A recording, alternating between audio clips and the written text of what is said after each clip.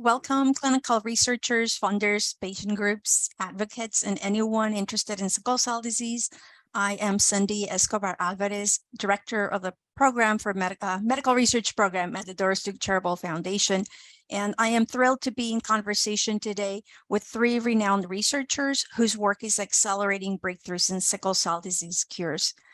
We look forward to learning from these researchers in sickle cell disease who have pioneered gene-modifying approaches and to hearing how their work has informed this disease area, the opportunities ahead, and what needs to happen to benefit individuals with this devastating disease. This is National Sickle Cell Awareness Month, which annually shines a spotlight on this disease area. But for the Doris Duke Foundation, sickle cell has been an ongoing area of focus almost since the foundation's inception. Our investment in this area truly took off, however, in 2009, when we focused our Innovations in Clinical Research Awards program to support cutting-edge approaches to driving cures and life-altering treatments for sickle cell disease. So joining me are three of the recipients of this award whose research has yielded exciting results. You all have very distinguished titles and that show your accomplishments in the field, but I will introduce you by your first name and your institutional affiliation, if that's all right. So we have Dr. Daniel Bauer, who is at Children's Hospital in Boston and Dana-Farber Cancer Institute. We also have Dr. Kohn, who is at University of California, Los Angeles, and Dr. Punam Malik, who is at Cincinnati College of Medicine. So welcome. Thank you. And let's start with some context for our viewers as it relates to sickle cell disease. I will ask you, what is the challenge that you were trying to address, and what inspired you to pursue it when you first came across DDCF support specifically for sickle cell disease? And let's start, I guess, alphabetically. We'll start with you, Dr. Bauer. Great. Well, thanks for hosting this event, and thanks, Sindy, for your commitment on behalf of Doris Duke to sickle cell disease.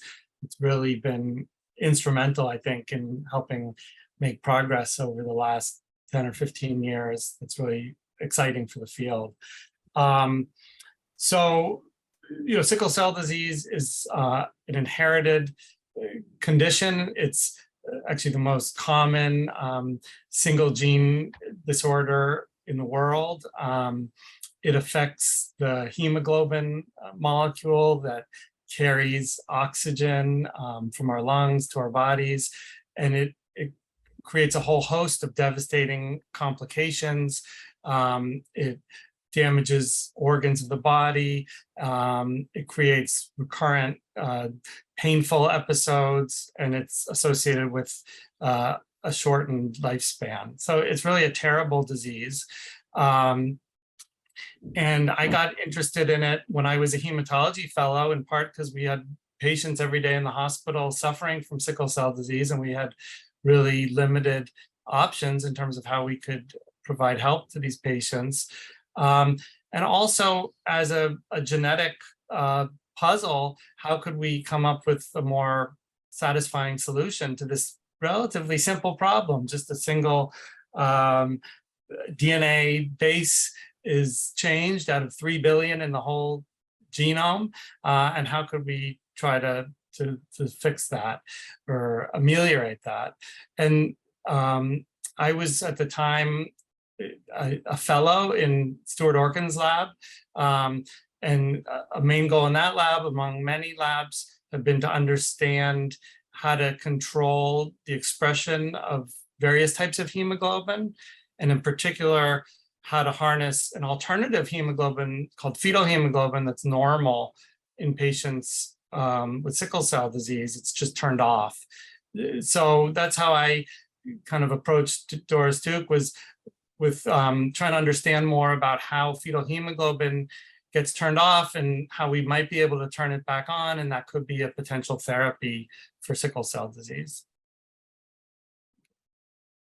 Thank you. Don, I'll pass it to you. Sure. So I guess I'll put it somewhat in the context of treatments for sickle cell disease. So I'm a bone marrow transplant physician, and sickle cell disease patients can be cured essentially with a transplant of healthy bone marrow from a donor. The problem is most patients don't have a well-matched donor. And if you do a transplant from either an unrelated person or a parent, the risks of immune reactions are higher. And so that limits using it. And so I think the approach all of us are pursuing in different ways is to find a way to use the patient's own bone marrow stem cells to transplant back in. And so it's really a matter of how do you genetically change those stem cells to make the red cells they make resistant to sickling. And so we've all pursued different approaches to that, but it's really to provide the benefits of transplant, but with everyone having their own perfect donor themselves. Thank you. And at the point where you intersected with Doris Duke Foundation for support for sickle cell disease specifically, where was your research at that point, and what is it that you were trying to accomplish? For me? Yes. Yeah. So we are actually already starting a trial for sickle cell disease using a lentiviral vector. Where the Doris Duke funding came in was really to start us working on the sort of another approach that we're all involved in pursuing, which is gene editing, using the tools like Crispr to fix the mutation or to use other methods to find a way to prevent sickling. And so the Doris Duke Foundation funding really got us started in that new direction of editing. And it's led to a clinical trial that we're going to be part of that will use that approach for sickle cell disease. Thank you. How about you, Dr. Malik? I'll call you Punam from now. Yeah, so I had a slightly different reason for being interested in sickle cell disease. I originate from India and I did all my medical training there. And then I came to Los Angeles, actually at Children's Hospital, Los Angeles, where Dawn was, to actually learn how to do transplant for hemoglobin disorders, because I'd seen a lot of children and their fate and the meager therapies available to them in India, and their suffering. And this disease is fairly common there, both sickle cell disease and thalassemia. So, and then the same reasons as Dawn said, that there were very few, only 1 in 10 would have a bone marrow transplant option available. So that didn't seem like something that was worthwhile, going back to India and establishing a transplant center only to cure 1/10 of the population. And so I was inspired to join Dawn's lab. He's been my mentor and he taught me all that I know about gene therapy. And after having trained in his lab, I started my own lab to work on gene therapy for sickle cell disease and thalassemia. And I decided to that I could actually, learn this and do this in a way that would actually trickle down and benefit children in resource-poor countries. Thank you. And, it has been alluded to how all three of you are trying to get at a curative approach in different ways, right? And for you, Punam, the specific approach, I think that it has been licensed by a company, right? Arvin Sciences. Can you tell us more about that and what this means for patients? And your specific approach? Actually, I have news.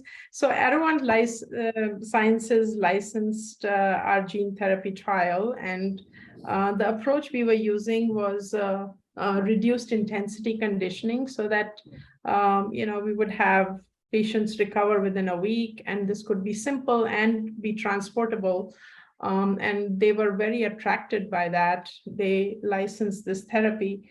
But very recently, they did a market assessment and they feel they cannot compete with the competition because, some of their competitors have already gotten a license recently. And, they have actually decided to return the IND to Cincinnati children. So they've done a few patients and we will be taking it forward. But regardless, I think the approach we are using is, the idea is to be able to make it simple enough that simple transplant centers or, resource poor centers can also adapt this approach, because otherwise it would become a boutique therapy just available to a privileged few or to really sophisticated transplant centers. So that has been the driving force behind our approach of using a method that is milder. It comes at a little bit of a cost because we don't, the gene modified cells are competing with endogenous stem cells because we are not ablating the host. So that's where we are right now. Thank you. And I think what you're sharing just tells us that, we can develop a technology, but there's so much more that goes into bringing it to patients. And I'd love to unpack that more as we continue discussing. Let me go back also. So Dawn, you mentioned also that you're currently running a trial based on the work that you initiated with Doris Duke Support. Can you tell us more about that? What you're hoping to learn? Yes, so the approach is similar to what Punam's trial is using. So it's collecting stem cells from the sickle patient themselves in the laboratory using a virus to introduce a gene into the DNA of the stem cells that will make a version of hemoglobin that prevents sickling.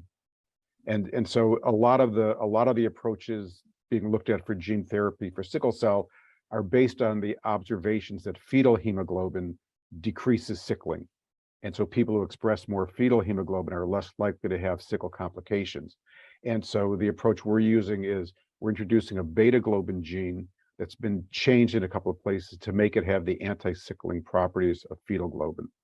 And so that is introduced into the patient's stem cells and then transplanted back to them. And then ideally their red cells will express this altered version of beta globin that prevents the sickle hemoglobin from aggregating. Thank you. And Dan, your work gets at the problem in a different way and has contributed to some fundamental understanding of how to regulate fetal hemoglobin. Can you tell us more about your work on gene regulation and how that is impacting individuals with this disease? Sure. So, longstanding clinical observations, like Dawn mentioned, have shown that fetal hemoglobin is a major modifier of sickle cell disease, and that the higher the levels of fetal hemoglobin, the less severe the disease. And biochemically, the fetal hemoglobin can prevent the sickling of sickle hemoglobin. So for many years, it was unclear how it happens that in the prior to birth, fetal hemoglobin is the main hemoglobin that's expressed, and then around birth and in the first year of life, fetal hemoglobin gets silenced.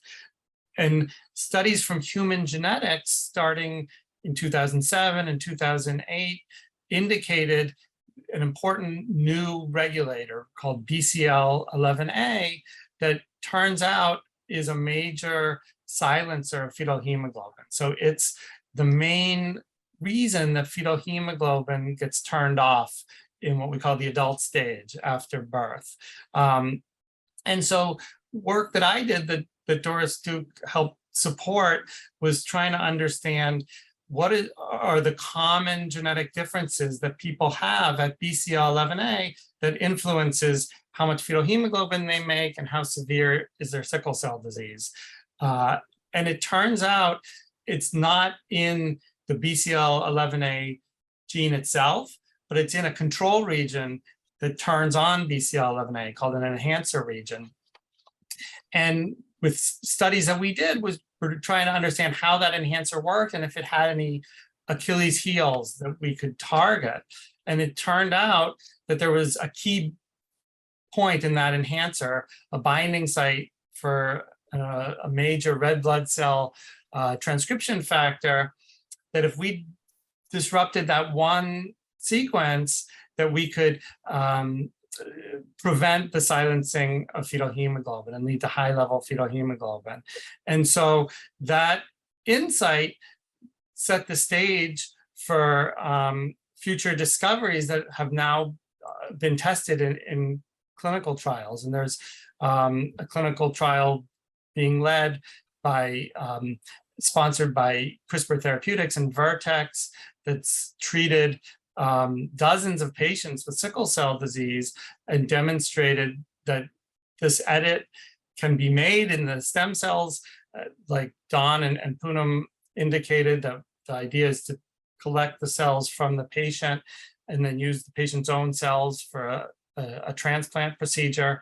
And then when one edits this site in the enhancer of B7A, one achieves really dramatic induction of fetal hemoglobin, and at least in early clinical results, prevention of the clinical complications like painful crises that characterize sickle cell disease. So when we started the studies, we didn't have that great vision in mind, honestly, that we were really trying to understand how fetal hemoglobin gets turned off and what are the main control mechanisms. And then only, step by step did it dawn on us that this could be a therapy. And now fast forward several years, and in fact, it can be a therapy. That is so interesting to hear. And I think that, we think of the possibilities, right? And how the tools also have changed since you probably started this work for all of your different places in your career. So I wonder what's possible now that you see that was not possible when you started this work and whenever you started in each career. And let's start with, can we go back to Punam maybe, and we'll go back to Dawn and then to Dan. So I think the few things that have made it a lot easier now is the time that when we started, and Dawn was also we were working at the same time, the preclinical studies that were required were very onerous at that time, because lentivirus was new. And there was a fear of genotoxicity. There was one patient with beta thalassemia that had a clonal expansion. So the amount of years, and that happened just after our pre-IND meeting, this was discovered. So we had to go back and do 2.5 years of more studies, and getting the studies done in a way that would be IND enabling was a very big hurdle at that time. Getting all the genotoxicity, it's become a lot easier because there's a lot more experience with lentiviral vectors. There's less fear from the agency, and they are much more open to shorter studies and rapid approvals. I think the gene editing field faced some initial hurdles, but because of things going well overall for genetic therapies, the approval process has been shorter. Also, I think there are many more resources and companies that make things possible now. There have been organizations or groups that NIH is funding to help with the studies. In California, there's the CERN that has greatly helped drive genetic therapies forward for stem cell disorders. So there's a lot of things available now that weren't available to us. Just securing funding, and Doris Duke was kind enough to help us there in our initial struggles. Getting all the preclinical studies done and getting them funded, was a major obstacle. Now with the Cure Sickle Cell Initiative from NIH and the PACT and the GTRP and Doris Duke Foundation, there's a lot more available to people to speed the process along. Thank you, and thank you, Punam. And as I turn it to Dawn, I wonder if you can also tell us for our possible non-science audiences here, illuminate on what is this clonal expansion, why are the IND enabling studies so important, and why were those of concern? Sure, and so Punam was the first one of us certainly into the clinic. So she had the hardest road to travel, because the pioneer always has to set the trail. So she went through a lot more reviews, and a lot more was asked of her. By the time we were moving to the trial, she'd already done it. It was easier for us. I think for Dan, somewhat the same. And the FDA's very scrupulous about making sure things that are done in clinical trials are safe and have potential for benefit. And so they place a high burden to allow you to open up a trial, and especially with something new like gene therapy. So one of the concerns about using gene delivery with viral vectors like lentiviruses, which are based on HIV, is that they go into the DNA of the cell in different places. So often we will be treating 10 to 50 million stem cells for the patient's transplant. The virus can go into different places in each one of those cells. And sometimes they'll land next to a gene that the cell uses to grow and turn that gene on and make that cell grow out of control is the worry. And that would be an expansion of that clone of cells. So clonal expansion is sort of that process. And that's what the parent mouse viruses like this family do in mouse bone marrow. They cause leukemia by that process. And so the vectors that have been made to deliver genes have been modified in multiple ways to reduce the risks of that. But it's still something that we always need to look for, both in our preclinical work to show we have we don't see it occurring in our studies, but then we also monitor the patients to look for that to make sure it's not seen. And that's it's a sentinel event. If you see something like that, obviously you report it right to the FDA and the Human Subjects Committee, and a lot of investigation goes into trying to understand what the relative risk is. Thank you. That is very helpful. And by going back to this question of, as you have both described, so it seems like now we have a lot more information and safety. The vectors have been developed more. What else is possible now that was not possible then, or that you see differently? Back to Don. For me, Yes, the other major breakthrough has been Crispr. So many people have heard of that. Crispr is actually a bacterial system by which it can recognize foreign DNA and chop it up. So it's a way that bacteria defend themselves from infecting viruses. There are viruses that infect bacteria. They've developed this immune system. And Jennifer Doudna and Emmanuel Charpentier recognized that you could use that system to modify genes. And so the approach that Dan is using, for example, is using that CRISPR to specifically, out of the whole genome, make a cut, as he talked about, the BCL11A enhancer, knock out that gene and not perturb anything else. So it's an incredibly powerful tool to make precise changes in the genes. And that just came along 10 years ago, I think. I think the 10-year anniversary is right about now. I've never in my career seen anything move so fast from this basic observation in bacteria to clinical trials, curing people with sickle cell disease. So I think that's just an amazing advance. We've learned that there's 3 broad strategies one could use to try to cure sickle cell disease. One could add a hemoglobin gene. One could turn on fetal hemoglobin, or one could fix the mutation that causes sickle cell disease directly. And it looks like any of those 3 can actually be successful. And so we're kind of faced in the field now with all these new technologies, with the gene editing technologies. The CRISPR systems are very diverse. There's many different CRISPR systems. The original generation used what's called a nuclease to make a double-strand break in the DNA, which could be harnessed in different ways to either disrupt an element like at the BCL11A enhancer, or to fix a gene by using one of the repair machineries in the cell.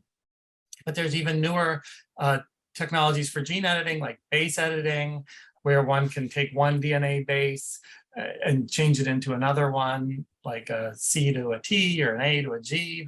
And there's other editors, there's prime editors, there's transposases, there's lots of new technologies. And there's, as I mentioned, a couple different goals that could be curative. So we have all this potential. And so the field is now faced with, what can we do that's really best for the patients, that's safest, that works the best, and is the simplest, and can reach as many people as possible. And there may not be one winner. There may be lots of winners, and that may be a good thing. And it may change with time as new technologies and opportunities emerge. a new approach could kind of take over, I think. So it's really exciting. And I think it's important for the field that we keep our options open as we try and get to the ideal therapies.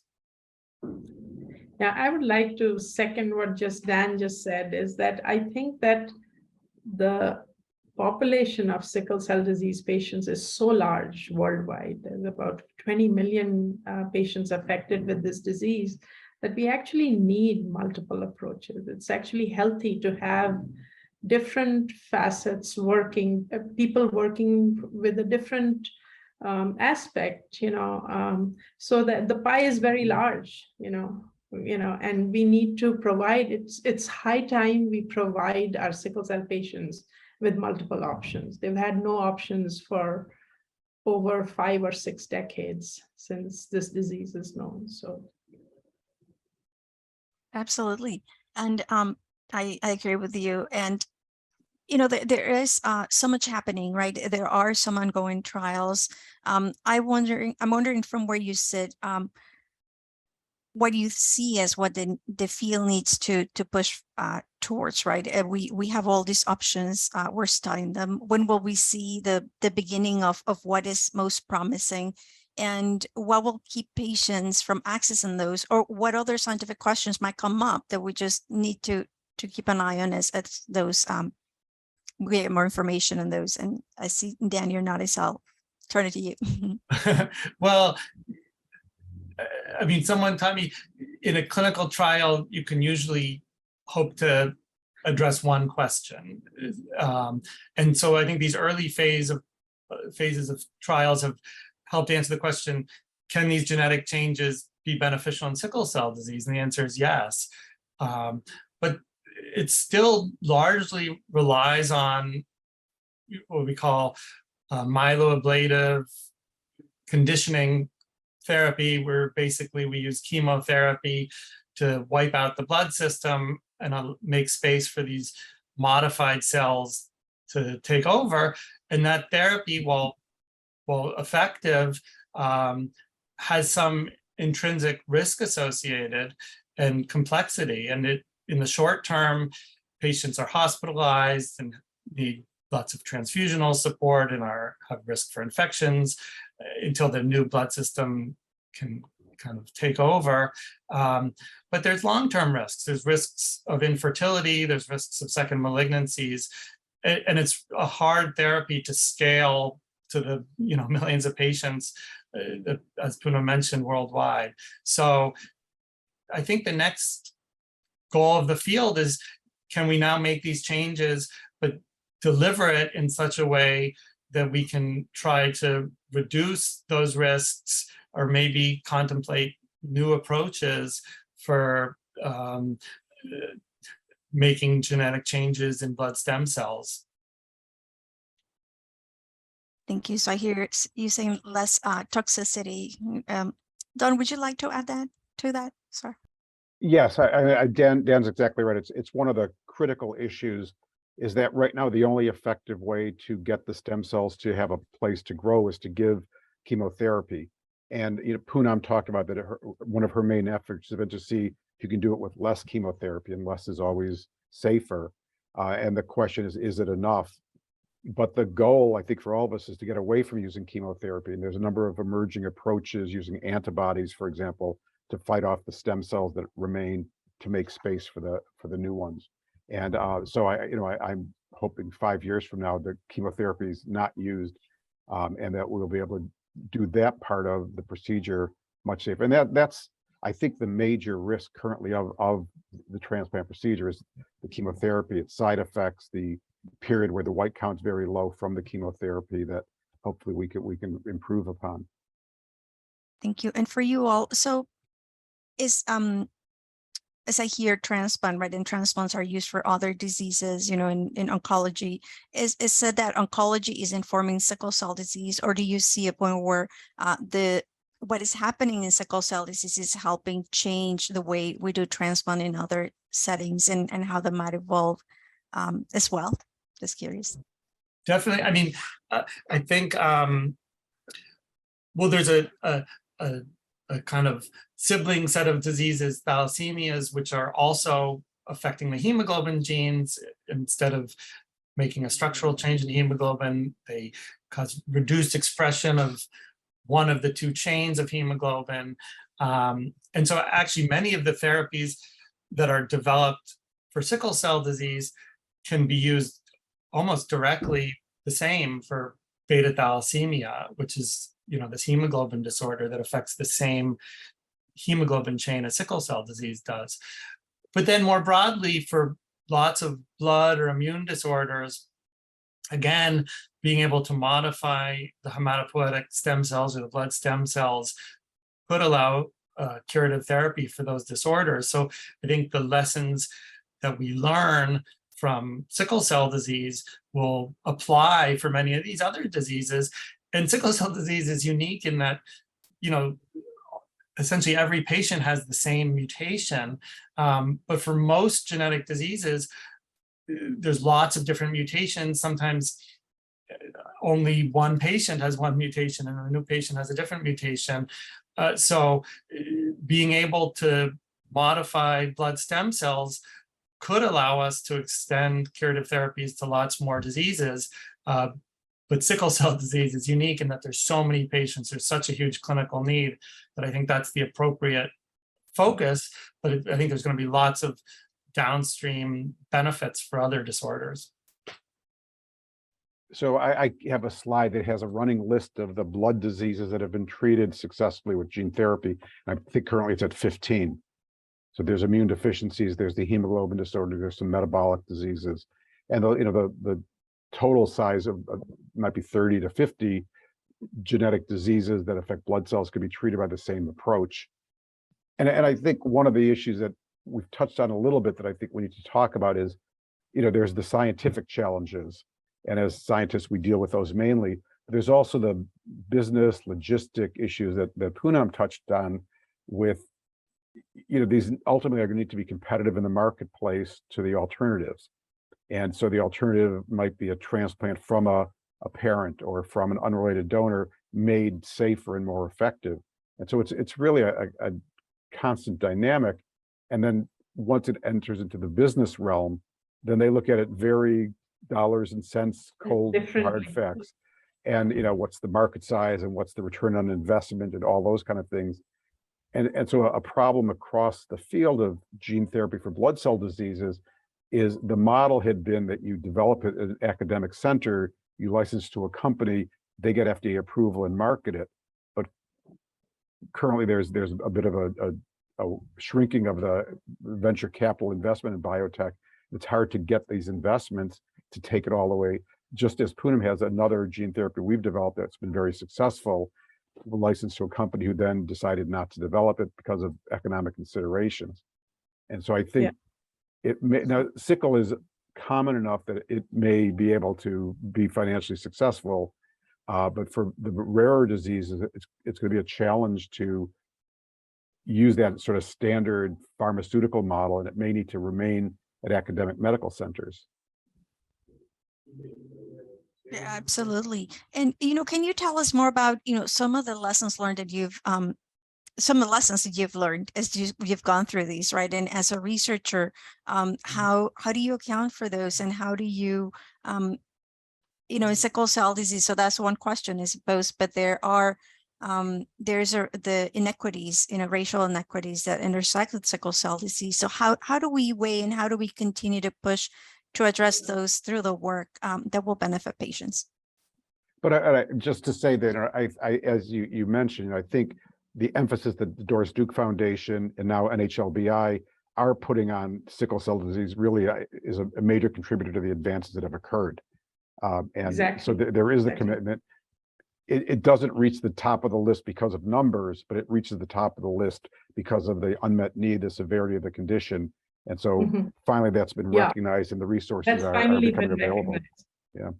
I agree completely. Yeah.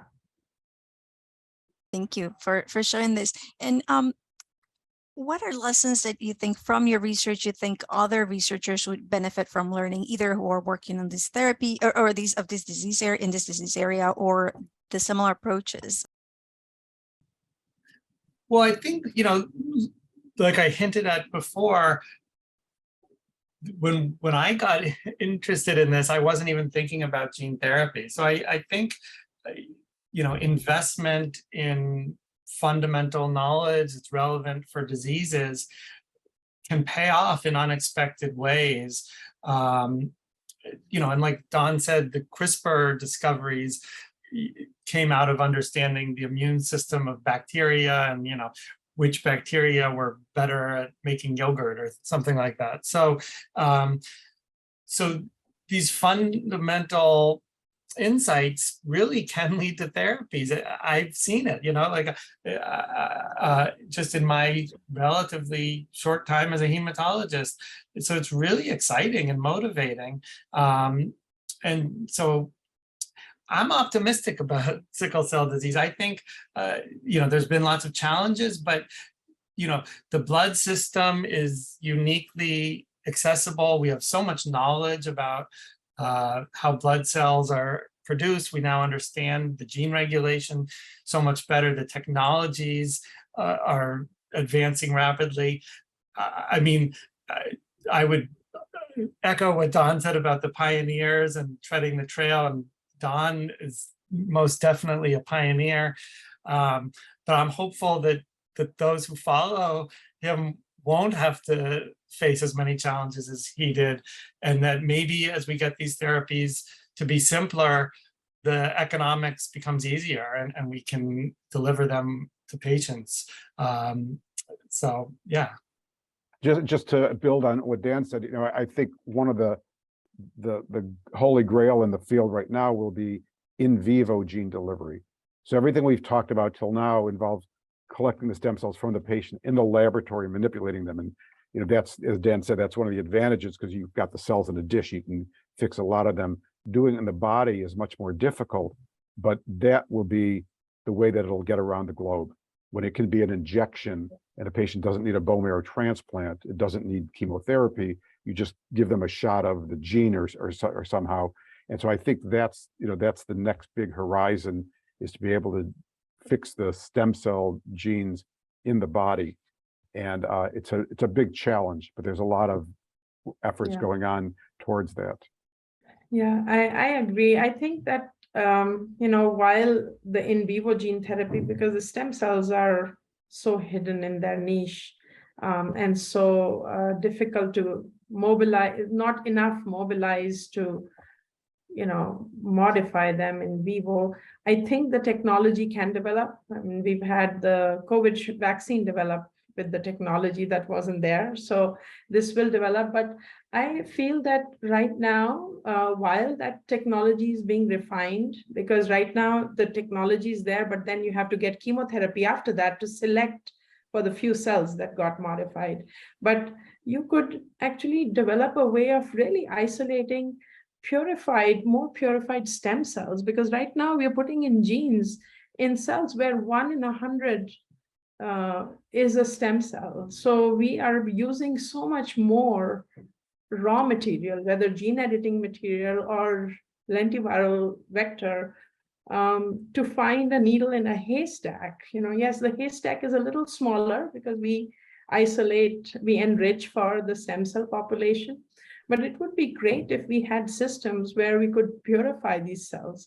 And then if we put genes into the few cells that we have, we would use much less reagents. And then if we can somehow empower them to just go and graft, and outcompete the residual stem cells and give an antibody approach, that could be done even in a closed system, like they're doing for CAR T cells using the Prodigy system. There could be a closed system where cells could get isolated. A vial of, vector or gene editing could be added, and then they are given back with empowered to go in and home and engraft more efficiently. And that could be something that could be, avoiding chemotherapy altogether. I will ask for each of you to tell us, what is the next chapter in your work? You've hinted at it with what you're sharing of opportunities, and what excites you about what's next? Well, I agree with Donna Punam, I mean, I think the ability to deliver this in vivo and the ability to get away from chemotherapy is really motivating and exciting. And I think there's a lot of ideas, and maybe there'll be a lot of successes. I don't know. But, you know, we have some ideas, and Doris Duke is helping us explore those. So we're really grateful for that. But I think it's exciting that the field is kind of converging on this is the next challenge. And I'm confident we'll come up with solutions. And then also for the gene editing, you know, how can we do it in a way that's the most efficient and the most precise? And I think there's lots of exciting new technologies. And so we're exploring some of those as well. So yes, as I said that, you know, I actually echo what Dawn and Dan have said, that, you know, the field is really exciting. The one part of excitement that keeps us going is to be able to translate this in the simplest possible manner with the least toxicity. But the second part that's essential is, you know, refining the genetic modification per se, such that it is very efficient and you're able to get it to the place you want very readily. And, you know, retain the same properties of the stem cells as they were when they were inside the body. Or if we have an in vivo approach, we are able to do this maybe more than once, so that we don't have to give chemotherapy to select out the few cells, and to do a repeat gene therapy to make it simple enough that you can get maybe 12 injections monthly, and then you have sufficient stem cells that, you know, that you don't need chemotherapy. I mean, those would be things that I can think of in the, some of those ideas Doris Duke is helping us with, and we are really grateful. And, you know, I just want to use this occasion to just say that how important it was for us to get the Doris Duke funding. We actually could not have done our first patient that we did not do with any commercial affiliation. We did it solely because we got Doris Duke funding. So we are very grateful to the Doris Duke Foundation. Yeah, so our immediate near future are several clinical trials. So we have the one that's been ongoing for a while that we developed here. We are working with Mark Walters at Oakland Children's Hospital on a trial using CRISPR to try and correct the sickle mutation in the stem cells, and that will be opening soon. And then we're also working with David Williams at Boston Children's Hospital, who has a very successful approach to knock down the BCL11A protein by a different method than what Dan is using. We're going to be one of the sites for that trial. So we'll be treating, unfortunately, it's still, even with 3 trials, we'll treat maybe a dozen patients over the next couple of years. It's a lot of work for each patient, but you know, those will be foundational. You know, one of the greatest things in this field is 5 years ago there was nothing. Now the question is, which is the best among almost a dozen different approaches, and many of them are showing, you know, good benefit. The one that to me that's currently very attractive is base editing that Dan mentioned. It seems very efficient, even in the early stem cells. It seems relatively specific and clean. And so that's an approach for both for sickle cell, where again, there's just the one mutation in all patients to fix, that really, I think, looks very, using the sort of the current generation of ex vivo correcting stem cells. I think base editing is a very powerful approach that I believe trials will be starting for that in the coming year.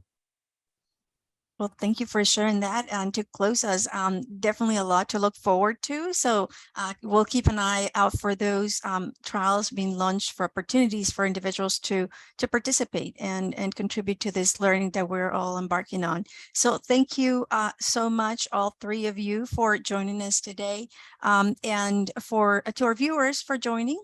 And we appreciate your time. And thanks again.